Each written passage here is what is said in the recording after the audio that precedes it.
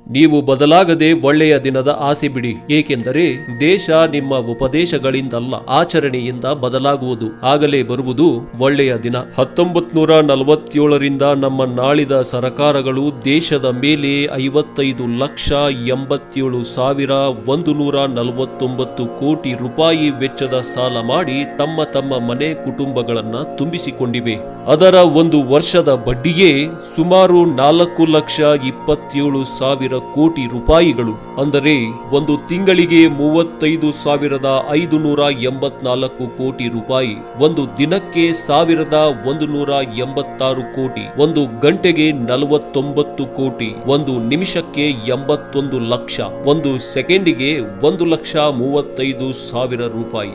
ಯೋಚಿಸಿ, ದೇಶ ಪ್ರತಿ ಸೆಕೆಂಡಿಗೆ 1,35,000 ರೂಪಾಯಿ ಹಳಿ ಸಾಲದ ಬಡ್ಡಿಯನ್ನೇ ತುಂಬಬೇಕು. ಅಂತದರಲ್ಲಿ ಒಳ್ಳೆಯ ದಿನ ಅಷ್ಟು ಸುಲಭವಾಗಿ ಹೇಗೆ ಬರುತ್ತದೆ? ಹಾಗಾಗಿ ಎಷ್ಟು ಸಾಧ್ಯವೋ ಅಷ್ಟು ಭಾರತೀಯತೆಯ ಉತ್ಪನ್ನಗಳನ್ನ ಖರೀದಿಸಿ ದೇಶವನ್ನ ಲೂಟಿ ಮಾಡುವವರಿಂದ ಉಳಿಸಿ. ಅರ್ಥವ್ಯವಸ್ಥೆಯನ್ನ ಬಲಪಡಿಸಲು ನಿಮ್ಮ ಯೋಗದಾನ ಮಾಡಿ. ಟ್ಯಾಕ್ಸ್ ಕಟ್ಟೋ ವ್ಯಾಪಾರಿ ಹತ್ತಿರವೇ ವ್ಯಾಪಾರ ಮಾಡಿ. ನೀವು ಕಷ್ಟಪಟ್ಟು ದುಡಿದು ಪರೋಕ್ಷವಾಗಿ ಅಥವಾ ಪ್ರತ್ಯಕ್ಷವಾಗಿ ಕಟ್ಟಿರುವ ತೆರಿಗೆಯ ಹಣವನ್ನ ಕಾಮಗಾರಿಯ ರೂಪದ ಮೂಲಕ ತಮ್ಮ ಮನೆ ಕುಟುಂಬ ಉದ್ಧಾರ ಮಾಡುವ ಸರ್ಕಾರಗಳನ್ನ ಚುನಾಯಿಸುವ ದಡ್ಡತನ ತೋರಿಸಬೇಡಿ. ಭಾರತವನ್ನ ಮತ್ತೆ ಸಮೃದ್ಧ ಭರಿತ ಮಾಡಿ.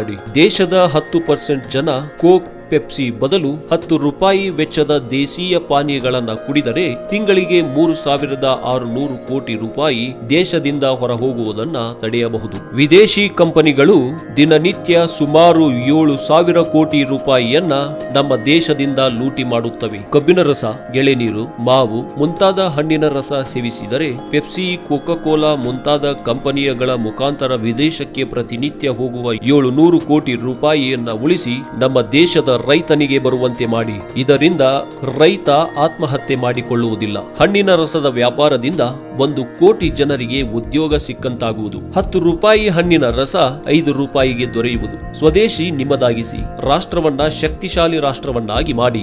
ಎಲ್ಲಾ ಭಾರತೀಯರು 90 ದಿನಗಳವರೆಗೆ ಯಾವುದೇ ವಿದೇಶಿಯ ವಸ್ತುವನ್ನ ಖರೀದಿ ಮಾಡಬೇಡಿ. ಹಾಗಿದ್ದಲ್ಲಿ 91ನೇ ದಿನ ಭಾರತ ವಿಶ್ವದ 2ನೇ ಶಕ್ತಿಶಾಲಿ ಮತ್ತು ಶ್ರೀಮಂತ ದೇಶವನ್ನಾಗಿ ನೋಡುತ್ತೀರಾ. ಕೇವಲ 90 ದಿನಗಳಲ್ಲಿ ಭಾರತದ 2 ರೂಪಾಯಿ $1ಗೆ ಸಮವಾಗುತ್ತದೆ. ನಾವೆಲ್ಲರೂ ಸೇರಿ ಈ ಪ್ರಯತ್ನವನ್ನ ಮಾಡಿ ಪರಿಶೀಲಿಸಬೇಕು. ಏಕೆಂದರೆ ಈ ದೇಶ ನಮ್ಮದು. ನಾವು ಜೋಕ್ಸ್ ಗಳನ್ನ ಫಾರ್ವರ್ಡ್ ಮಾಡುತ್ತೇವೆ, ಇದನ್ನು ಕೂಡ ಫಾರ್ವರ್ಡ್ ಮಾಡಿ. ಪೂರ್ತಿ ಭಾರತ ಇದನ್ನ ನೋಡಲಿ ಮತ್ತು ಕೇಳಲಿ. 1 ಕಿಲೋ ಬಾದಾಮಿಗೆ 900 ರೂಪಾಯಿ, ಆದರೆ ಗುಟ್ಕಾ 4,300 ರೂಪಾಯಿಗೆ 1 ಕಿಲೋ, ಗೋಡಂಬಿ 800 ರೂಪಾಯಿ, ಸಿಗರೇಟು 5,000, ಶುದ್ಧ ತುಪ್ಪ 600 ರೂಪಾಯಿ ಕಿಲೋ, ಆದರೆ ತಂಬಾಕು 1,700 ರೂಪಾಯಿ ಕಿಲೋ, ಸೇಬು 100 ರೂಪಾಯಿ ಕಿಲೋ, ಆದರೆ ಅಡಿಕೆ 600 ರೂಪಾಯಿ ಕಿಲೋ, 50 ರೂಪಾಯಿಗೆ 1 ಲೀಟರ್ ಹಾಲು ಸಿಕ್ಕರೆ ಸರಾಯಿ 560 ರೂಪಾಯಿ. ದೇಶದ ಪರಿಸ್ಥಿತಿ ಹಾಳಾಗಿಲ್ಲ, ಬದಲಿಗೆ ನಮ್ಮ ಹವ್ಯಾಸಗಳು ಹಾಳಾಗಿವೆ. ಬಹಳ ಸಮಯ ತೆಗೆದು ಬರೆದ ಈ ಮೆಸೇಜ್ ವ್ಯರ್ಥವಾಗದಿರಲಿ. ನಿಮ್ಮ ತನಕ ಕಳಿಸೋ ಜವಾಬ್ದಾರಿ ನನ್ನ ಮೇಲಿತ್ತು. ಈಗ ಇದನ್ನ ತಾವು ಮುಂದೆ ಕಳಿಸಿ. ಆದರೆ ಈ ಮೆಸೇಜ್ 130 ಕೋಟಿ ಜನರಲ್ಲಿ 30 ಕೋಟಿ ಜನರಿಗೆ ತಲುಪಿದರೆ ನನ್ನ ಭಾರತ ನಿಜವಾಗಿಯೂ ಮಹಾನ್ ಆಗುವುದು. ಭಾರತ ಮಾತೆಗೆ ಜಯವಾಗಲಿ. ಜೈ ಹಿಂದ್.